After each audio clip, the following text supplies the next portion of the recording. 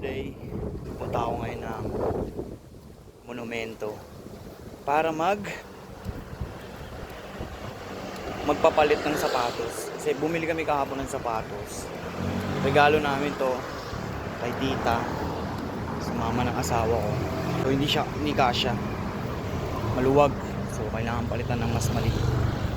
So dito na tayo sa store na papalitan. Morning, sir. Sir, pwede ako magpapalit ng size? Tingnan natin, sir. Apo. Kailan po bili? Kahapon, kagabi lang po. Gagalit ko lang yun.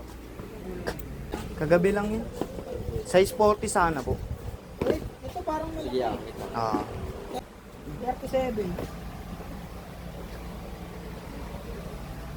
Di bang balitan ko lang din ang design? Pwede naman daw balitan ng design. Balitan na natin ang bait ni Kuya. Hindi lang size ang napalitan, pati color niya. So, mamaya papakita ko sa inyo kung ano yung pinapalitan kong size na shoes. So, dapat pipili pa ako ng design, kaso walang size yung hinahanap ko. Kaya, same design, pero iba naman yung color. Mas maganda to. Para siyang pink na white. So, parang bagay naman sa lahat. Yun, pakita ko sa inyo mamaya. Pawis na pawis ako. Init sa Pinas.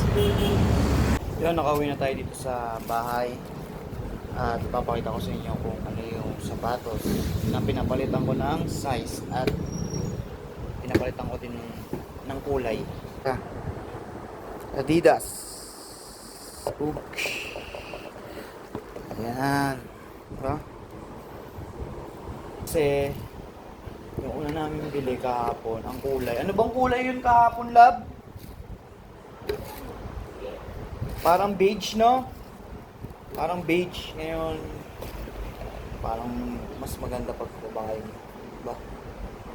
Diba? Malinis tingnan. Yun lang. Peace out.